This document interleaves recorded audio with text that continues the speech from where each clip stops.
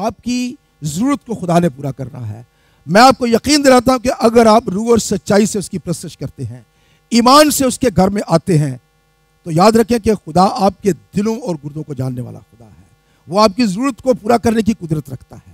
لیکن اس کے باوجود یاد رکھیں, دعا کے لیے درخواست جو ہے یہ آپ سمجھتے کہ کیا ہے؟ اس کا مطلب ہے کہ آپ کا اعتماد اور بھروسہ خدا کے اوپر ہے. آپ اس کے ہاتھ میں اپنی درخواست دینا چاہتے ہیں, اور یہ آپ کے ایمان کو ظاہر کرتا ہے. جب آپ نے دعا کے لیے درخواست دی ہے, یہ آپ کا ایمان ہوتا ہے کہ یقیناً خدا جو ہے میری دعا کو سنے گا.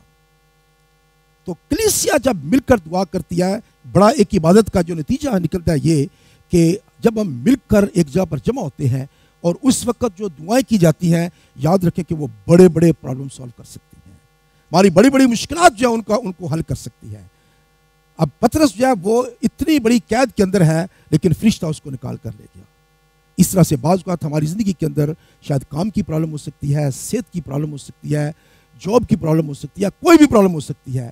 یاد رکھیں کہ جب ہم خدا کے پاس مل کر ان دعاؤں کو لے کر آتے ہیں تو خدا ان کا جو ہے وہ یقیناً جو ہے وہ جواب دیتا ہے. پریز گاڈ. تو کارپوریٹ دعا یا مل کر اجتماعی دعا جو ہے یہ بڑی ہی ضروری ہے, اور اس میں یقیناً آپ اعتماد رکھیں کہ جب ہم مل کر دعا کرتے ہیں تو خدا بڑے بڑے کام کرتا ہے. اس کا مطلب یہ نہیں کہ اکیلے میں دعا کا فائدہ نہیں ہے, اتنا ہی فائدہ اس میں بھی ہو سکتا ہے, لیکن اسپیشل خدا نے فضل اس بات کے لیے رکھا ہے کہ ہم مل کر جو ہے وہ دعا کریں. پریز گاڈ. اس کے بعد اگلا سٹیپ ہے کہ جب ہم خداوند کے کلام کو سنتے ہیں تو یاد رکھیں کہ خداوند کا کلام جو ہے وہ ہمیں تعمیر کرنے کے لیے ہے, ہمیں بنانے کے لیے ہے. ہماری توجہ جو ہے عبادت کے اندر وہ کیا ہے کہ میں خدا کے گھر میں اس کی عبادت کرنے کے لیے جا رہا ہوں, اور میں نے خدا تک پہنچنا ہے, اور خدا تک پہنچنے کے بعد خدا مجھ سے کلام کرے گا, خدا جو ہے وہ مجھ سے بولے گا.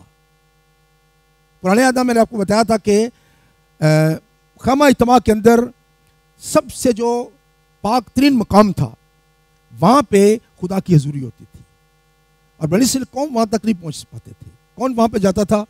سردار کاہن سال میں ایک دفعہ جا سکتا تھا, لیکن خدا نے میرے اور آپ کے لیے جو ہے وہ اس نے راستہ کھول دیا ہے خدا یسوع مسیح کے خون کے وسیلہ سے کہ ہم بڑی دلیری کے ساتھ آج خدا تک پہنچ سکتے ہیں. اور اس کے بعد خدا جو ہے وہ ہم سے کلام کرتا ہے. تو بڑا امپورٹنٹ جو اہم حصہ ہے کلیسیا عبادت کے اندر وہ یہ ہے کہ خدا ہم سے کیا بولتا ہے. اور یاد رکھیں کہ خدا جو ہے وہ کلیسیا کی عبادت جو بنائی گئی ہے, خدا نے جو کلیسیا کے اندر سسٹم رکھا ہے وہ اس لیے رکھا ہے کہ جب ہم خدا کے حضور میں آتے ہیں تو خدا کا کلام جو ہے وہ ہمارے لیے کیا کرتا ہے. خدا جو ہے ہر آدمی سے وہ آمنے سامنے بات نہیں کرتا ہے, وہ آپ کی روح کے اندر بات کرتا ہے, آپ کی اسپرٹ کے اندر بات کر سکتا ہے, لیکن عبادت کے اندر خدا جو ہے وہ سب کے ساتھ جو ہے اپنے کلام کے وسیلہ سے کلام کر رہا ہوتا ہے. اور میرے ساتھ دیکھیں زبور 19 کہ اس کا جب ہم کلام سنتے ہیں تو کیا ہوتا ہے. زبور 19 اور اس کی پڑھیں گے جی 7ویں آیت. خداوند کی شریعت کامل ہے, وہ جان کو بحال کرتی ہے. خداوند کی شریعت کامل ہے, وہ جان کو بحال کرتی ہے. تو پہلی چیز یہ ہے کہ خداوند کی شریعت, خداوند کا کلام جو ہے اس کے جو احکامات ہیں, قوانین ہیں, اس کی شریعت جو ہے یہ کیا کرتی ہے؟ سب سے پہلے وہ جان کو بحال کرتی ہے. تو جب ہم خداوند کا کلام سنتے ہیں تو ہماری ہو سکتا ہے کہ ہماری اداسی ہو, ہمارے اندر ڈپریشن ہو, بعض اوقات ہم بڑے مایوس ہوتے ہیں, ہماری زندگی کے اندر بہت ساری پرابلم ہوتی ہیں, اور ہم ان تمام پرابلمز کو, مشکلات کو جو ہے وہ اپنے دل کے اندر چھپا کے رکھتے ہیں. لیکن یاد رکھیں کہ خداوند کا کلام جو ہے وہ جب ہم سنتے ہیں تو خدا کا کلام ہمیں یہ یقین دلاتا ہے کہ اور کوئی تمہارے ساتھ اگر نہیں ہے, تمہاری پرابلمز کے اندر کوئی تمہیں سننے والا اگر نہیں ہے, لیکن میں تمہارے ساتھ ہوں. خدا اپنے کلام کے وسیلہ سے یہ بتانا چاہتا ہے کہ میں ہوں جو تمہاری مشکل کو حل کرنے کے لیے تیار ہوں, میں تمہارے ساتھ ہوں. کوئی اور اگر نہیں ہے لیکن میں ہمیشہ تمہاری طرف ہوں, تمہارے ساتھ ہوں. اسی لیے بائبل کے اندر ہمیشہ ہمیں ایک بات بتائی گئی ہے کہ خدا یسوع مسیح نے کہا دیکھو میں دنیا کے آخر تک تمہارے ساتھ ہوں. اور پھر مرکز کی انجیل میں لکھا ہوا ہے کہ خدا ان کے ساتھ ساتھ رہ کر معجزات سے اپنا آپ ثابت کرتا رہا. تو یاد رکھیں کہ خدا جو ہے وہ ہمیشہ ہمارے ساتھ ہے. اس نے وعدہ کیا خدا یسوع مسیح نے کہ میں دنیا کے آخر تک تمہارے ساتھ ہوں. تو جب ہم خدا کا کلام سنتے ہیں تو یاد رکھیں کہ خدا ہم سے کوئی ایسا کلام کرتا ہے کہ واقعی ہماری جان جو ہے وہ بحال ہو جاتی ہے. ہم جس حالت میں ہوتے ہیں, فکر میں ہوتے ہیں, مشکل میں ہوتے ہیں, ہم امیڈیٹلی اس سے باہر آ جاتے ہیں اور ہم یہ سمجھتے ہیں کہ ہاں خدا جو ہے وہ میرے ساتھ ہے. اگر خدا میرے ساتھ ہے تو کون میرے خلاف ہو سکتا ہے. تو پہلی بات یہ کہ خداوند کی شریعت ہمیں کیا کرتی ہے, ہماری جان کو بحال کرتی ہے. نمبر 2 پڑھیں جی. خداوند کی شہادت برحق ہے, نادان کو دانش بخشتی ہے. خداوند کی شہادت برحق ہے, نادان کو دانش بخشتی ہے. تو یاد رکھیں کہ خدا کا کلام جو ہے وہ امثال کی کتاب نے کہا کہ وہ سادہ دلوں کو ہوشیار بنا دیتا ہے. تو خدا جو ہے اس کا کلام جو ہے اگر آپ یہاں پہ لکھا ہے کہ وہ نادان کو دانش بخشتی ہے, یعنی اگر آپ دانا نہیں ہے, نادان ہے, دانا سے مراد ہے کہ آپ نہ خدا کو جانتے ہیں, نہ خدا کے کاموں کو جانتے ہیں, نہ آپ اس کی کسی چیز کو جانتے ہیں, تو آپ نادان ہیں. تو یہاں پہ جب ہم یہ کہتے ہیں کہ نادان کو دانش بخشتا ہے, اس کا مطلب ہے کہ خدا کا کلام جو ہے وہ ہمیں عقل دیتا ہے, ہمیں حکمت دیتا ہے, ہمیں فہم دیتا ہے, اور ہمیں وہ خدا کو سمجھنے میں, اس کے کاموں کو سمجھنے کے لیے خدا جو ہے وہ ہمیں دانشور بناتا جاتا ہے, ہمیں حکمت دیتا جاتا ہے. اور جتنی زیادہ آپ خدا کے کلام کو سمجھتے جائیں گے اتنی زیادہ خدا سے آپ کی محبت بڑھتی جائے گی, اتنا زیادہ خدا کو آپ زیادہ عزت اور تعظیم جو ہے وہ دیتے جائیں گے. آگے کیا لکھا جی 8ویں آیت میں, خداوند کے قوانین راست ہیں, وہ دل کو فرحت پہنچاتے ہیں. خداوند کے قوانین راست ہیں, وہ دل کو فرحت پہنچاتے ہیں. اس کا مطلب ہے کہ یہ ہمیں ریفریش کر دیتے ہیں, ہمیں یہ تازہ دم جو ہے یہ کر دیتے ہیں. ہم کتنے بھی ہم تھکے ہوئے کیوں نہ ہوں, خداوند کا کلام جو ہے وہ ہمیں فرحت بخشتا ہے. اس کے بعد آگے جی, خداوند کا حکم بے عیب ہے, وہ آنکھوں کو روشن کرتا ہے. خداوند کا حکم بے عیب ہے, وہ آنکھوں کو روشن کرتا ہے. خدا کا کلام جو ہے وہ دوسرا کام ایک اور کیا کرتا ہے کہ وہ ہماری دل کی آنکھوں کو روشن کر دیتا ہے. اور ہم وہ چیزیں جو ہمیں نظر نہیں آتی ہیں, جن چیزوں کو ہم کسی اور طریقے سے سمجھتے ہیں, خدا جب ہمارے دل کی آنکھوں کو کھولتا ہے تو یاد رکھیں کہ بہت ساری چیزیں ہمیں جو چھپی ہوتی ہیں ہماری نظروں سے, وہ ہمیں نظر آنا شروع ہو جاتی ہیں. شاید پہلے ہم خدا کو اس طریقے سے نہیں جانتے ہیں. اور افسی کے خط میں اگر آپ دیکھیں اس کے پہلے باب میں میرے ساتھ, تو پولس رسول جو ہے وہ افسیوں کی کلیسیا کو کیا کہتا ہے, پہلے باب کی 17 آیت, کہ ہمارے خداوند یسوع مسیح کا خدا جو جلال کا باپ ہے تمہیں اپنی پہچان میں حکمت اور مکاشفہ کی روح بخشے, اور تمہارے دل کی آنکھیں روشن ہو جائیں, تاکہ تم کو معلوم ہو کہ اس کے بلانے سے کیسی کچھ امید ہے, اور اس کی میراث کے جلال کی دولت مقدسوں میں کیسی کچھ ہے. بس تو ہمیں یہ پتہ نہیں ہوتا ہے کہ ہماری خداوند کے اندر میراث کے جلال کی دولت جو ہے مقدسوں میں کیسی ہے, ہم کہاں پہ ہماری پوزیشن ہے, ہم خدا میں کون ہیں, ہم مسیح میں کون ہیں, ہم ہیں کون. تو یاد رکھیں کہ خدا کا کلام جو ہے وہ ہمیں اس بات کی طرف لے کر جاتا ہے کہ ہم کون ہیں. ہمارے دل کی آنکھیں روشن ہو جاتی ہیں اور ہم دن بدن اس بات کو سمجھنا شروع کر دیتے ہیں کہ ہم ہیں کون, ہمیں خدا نے کس لیے بنایا ہے, ہم خدا سے کس طرح سے ہم برکت پا سکتے ہیں. تو خدا کا کلام جو ہے یہ ہمیں ہر روز جو ہے یہ ہمیں سکھاتا ہے کہ ہم کس طرح سے آگے بڑھ سکیں. پریز گاڈ. اس کے بعد اگلی چیز جو ہم خداوند کے کلام میں یہ سیکھتے ہیں, اور وہ ہے کہ یسایا نبی کا صحیفہ اس کا 55 باب,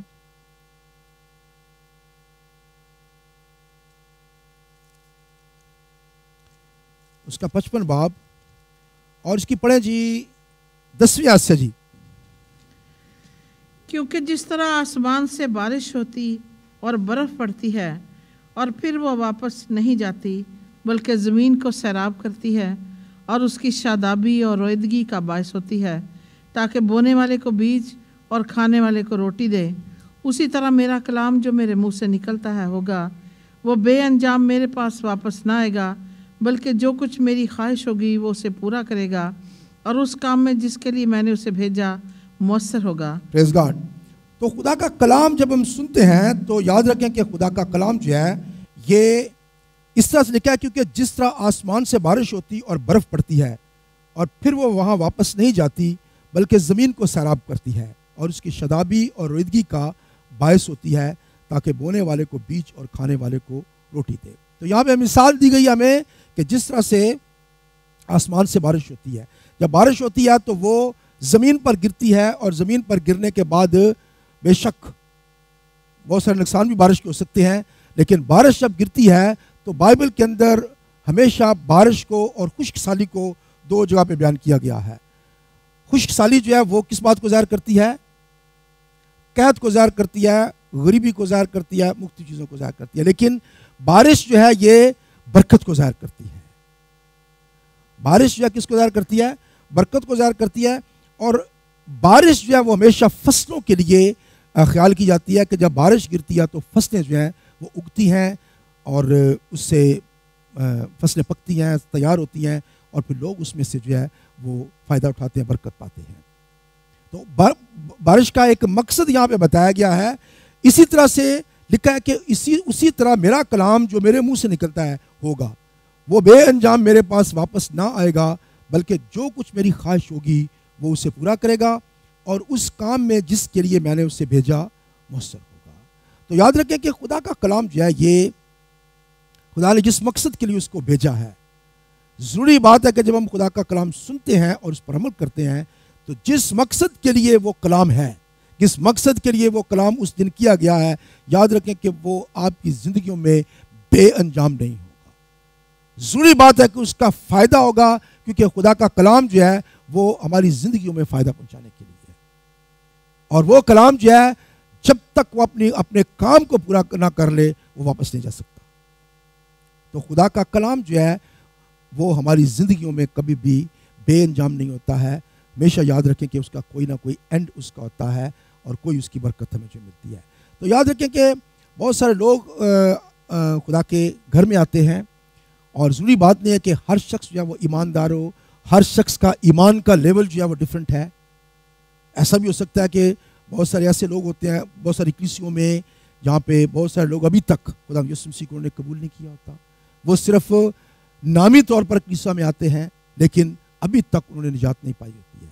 تو یاد رکھیں کہ خدا کا کلام جو ہے وہ اس وقت نہایت ضروری ہوتا ہے ان لوگوں کے لیے جو ابھی تک خدا کی نجات سے ناواقف ہیں، اور خدا کا کلام جو ہے ان لوگوں کے لیے باعث برکت ہوتا ہے۔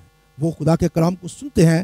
یاد رکھیں بڑے بڑے سخت دل لوگ ہوتے ہیں، اور یرمیہ کے نبی کے صحیفے میں خدا کے کلام میں لکھا ہوا ہے کہ کیا میرا کلام آگ نہیں؟ ایسا ہی ہے نا، کیا میرا کلام آگ نہیں، اور کیا میرا کلام جو ہے وہ ہتھوڑے کی مانند ہے۔ اس کا کیا مطلب ہے کہ بڑے بڑے سخت لوگ جو ہیں، بڑے بڑے سخت دل جو ہیں، وہ اگر کلیسیا کے اندر آئے ہیں، بیٹھے ہیں، قبول کرنے کے لیے تیار نہیں ہے کسی بات کو، تو یاد رکھیں کہ خدا کا کلام ایک ہتھوڑے کی مانند ہے۔ وہ بڑے بڑے سخت دلوں کو جو ہے وہ توڑ دیتا ہے۔ اور دوسری بات ہے کہ خدا کا کلام کیا ہے؟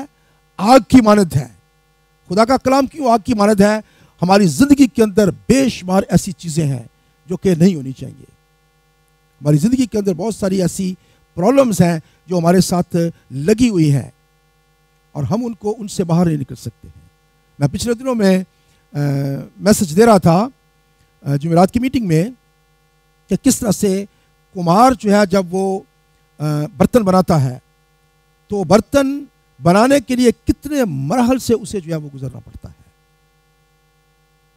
مٹی جو ہے پہلے اس کو اکٹھا کیا جاتا ہے، پھر اس میں سے بھوسا علیحدہ کیا جاتا ہے، کنکر علیحدہ کیے جاتے ہیں، پتھر علیحدہ کیے جاتے ہیں، پھر اس کو پانی کے اندر بھگویا جاتا ہے بہت دنوں تک، پھر اس مٹی کو جو ہے وہ گوندا جاتا ہے، پاؤں سے گوندا جاتا ہے، اس کو دبایا جاتا ہے، پھر اس مٹی سے کیا برتن بنایا جاتا ہے، اور پھر اس کو آگ سے گزرنا پڑتا ہے۔ آگ سے گزرنا پڑتا ہے، اور آگ سے گزرنے کے بعد وہ برتن کسی مقصد کے لیے، کسی کام کے لیے استعمال ہو سکتا ہے۔ تو یاد رکھیں کہ خدا چاہتا ہے کہ ہماری زندگی کے اندر جو بوسا ہے، پرابلمز ہیں، ساری چیزیں ہیں، خدا کا کلام جو ہے یہ آگ کی مانند ہے. یہ وہ تمام ان چیزوں کو جلا دیتا ہے جو کہ غیر ضروری چیزیں ہیں اور ہمارے برتن بننے میں جو ہے وہ حائل ہو سکتی ہیں. اس لیے خدا چاہتا ہے کہ اپنے کلام کے وسیلہ سے وہ ہمیں وہ پاک اور صاف کرے.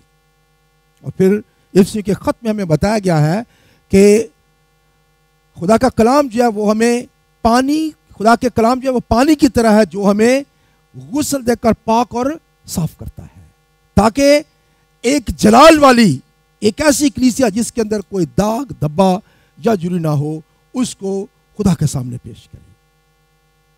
تو خدا کا کلام جو ہے وہ ہمیں کیا کرتا ہے؟ وہ ہمیں دھوتا ہے، ہمیں پاک اور صاف کرتا ہے، تاکہ الٹیمیٹلی ایک دن جب ہم خدا کے حضور میں جائیں تو ہم وہاں پہ اس کے حضور میں کھڑے ہونے کے قابل ہو سکیں. تو خدا کا کلام عبادت کے اندر جب ہم آتے ہیں تو یاد رکھیں کہ اس کا بڑا نتیجہ یہ نکلتا ہے کہ یہ ہمیں ہماری زندگی سے بہت ساری چیزوں کو دور کرتا ہے. کیسے دور کرتا ہے؟ ہم بہت ساری چیزیں اپنی زندگی میں سمجھتے ہیں کہ میں ٹھیک کر رہا ہوں، کوئی اس میں غلطی نہیں ہے، لیکن جب ہم خداوند کا کلام سنتے ہیں اور ہمیں پتہ چلتا ہے کہ خدا کا کلام اس کی مخالفت کر رہا ہے، خدا کا کلام یہ کہتا ہے کہ یہ نہیں ہونا چاہیے، خدا کا کلام کہتا ہے کہ اس سے آپ کو برکت نہیں ملے گی، تو پھر آپ کو سمجھ آتی ہے کہ یہ چیز جو میری زندگی میں ہے اس نے مجھے برکت سے روک رکھا ہے. اور پھر آپ کیا کرتے ہیں؟ آپ اس کو اپنی زندگی سے دور کر دیتے ہیں. تو خدا کا کلام کیا ہے؟ یہ ایک آگ کی طرح ہے جو آپ کی زندگی سے غیر ضروری چیزوں کو جو ہے وہ بھسم کر دیتا ہے، ان کو جلا دیتا ہے، علیحدہ کر دیتا ہے، تاکہ آپ دن بدن جو ہیں وہ پاک ہوتے جائیں اور خداوند کے علم میں، اس کے کلام میں، اس کے پاک روح کی قدرت میں جو ہے وہ آپ آگے بڑھتے جائیں. اس کے بعد خدا کا کلام جو ہے وہ لکھا ہے کہ خدا کا کلام جو ہے یہ روح کی تلوار ہے. خدا کا کلام جو ہے کیا ہے؟ روح کی تلوار ہے. افسی کے خط میں لکھا ہوا ہے اس کے 6 باب اور اس کی 17 آیت جی پڑھیں جی. اور نجات کا خود اور روح کی تلوار جو خدا کا کلام ہے لے لو، اور ہر وقت اور ہر طرح سے روح میں دعا اور منت کرتے رہو، اور اسی غرض سے جاگتے رہو کہ سب مقدسوں کے واسطے بلا ناگا دعا کیا کرو. بس جی.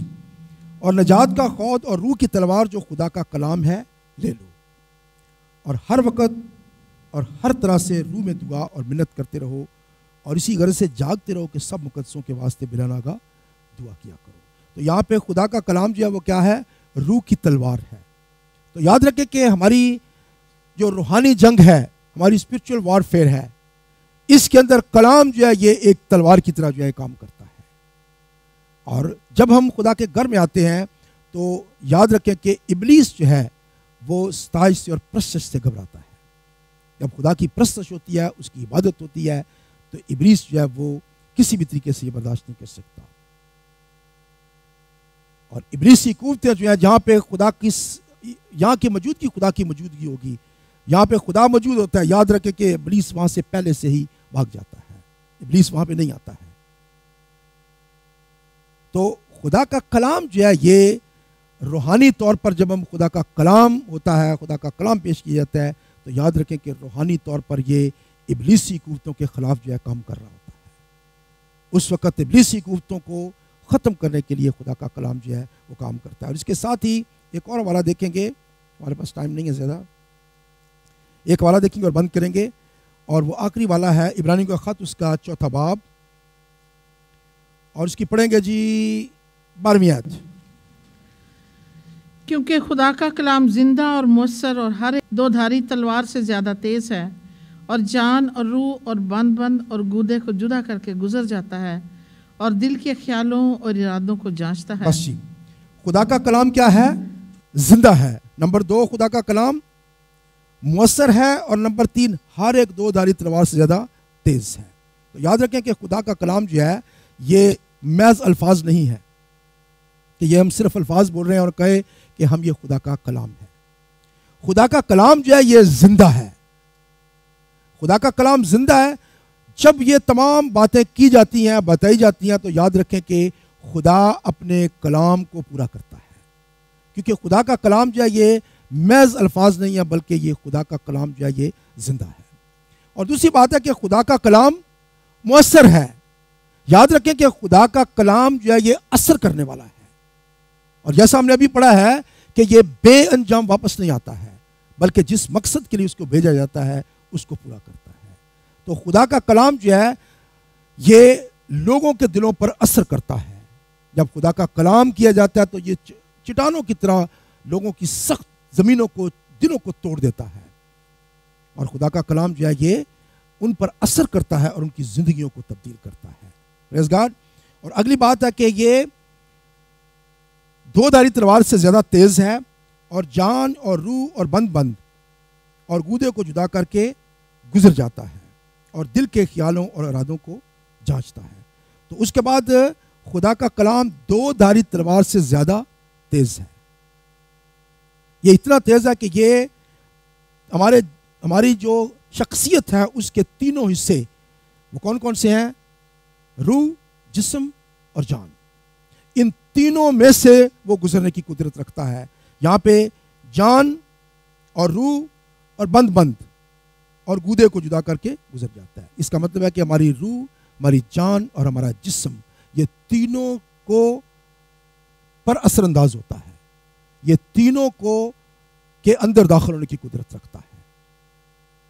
اور یہاں پہ بڑی بات یہ ہے کہ یہ دل کے خیالوں اور ارادوں کو جانچتا ہے۔ تو یاد رکھیں کہ جب یہ خدا کا کلام ہوتا ہے، جب خدا کا کلام بولا جاتا ہے، تو خدا کا کلام جو ہے یہ صرف یہ نہیں کر رہا کہ یہ دوسروں کے لیے صرف جا رہا ہے، بلکہ یہ آپ کے دلوں اور ارادوں کو جانچتا ہے، کیونکہ یہ خدا کا کلام کیا ہے؟ زندہ کلام ہے۔ تو خدا کا کلام آپ کے دلوں کے ارادوں کو جانچتا ہے۔ یہ مختلف طریقوں سے یہ جانچتا ہے۔ یہ آپ کے دل کے خیالوں کو، ارادوں کو اس طرح سے جانچ سکتا ہے کہ آپ خدا کے کلام کے بارے میں کیا رویہ رکھتے ہیں۔ کیا آپ خدا کے کلام کے خلاف اپنے ذہن میں رکھتے ہیں ایٹیچیوڈ؟ بہت سارے لوگ جو ہیں وہ خدا کے کلام میں غلطیاں نکالنے کے لیے پڑھتے ہیں کہ خدا کے کلام میں کہاں کہاں غلطی ہے۔ یاد رکھیں کبھی یہ غلطی مت کریں۔ اگر آپ یہ کوشش کریں گے کہ خدا کے کلام میں سے غلطیاں نکالنے کے لیے پڑھیں، ہمارا علم جو ہے وہ بالکل ناقص ہے۔ ہم خدا کے کلام کو نہیں سمجھ سکتے ہیں، نہ اس تک پہنچ سکتے ہیں۔ تو خدا کا کلام جو ہے ہم اس میں غلطیاں نکالنے کے لیے اگر پڑھتے ہیں تو یاد رکھیں کہ خدا کا کلام آپ کے اوپر بند ہو جائے گا، اس کا کوئی مکاشفہ آپ کو نہیں ملے گا۔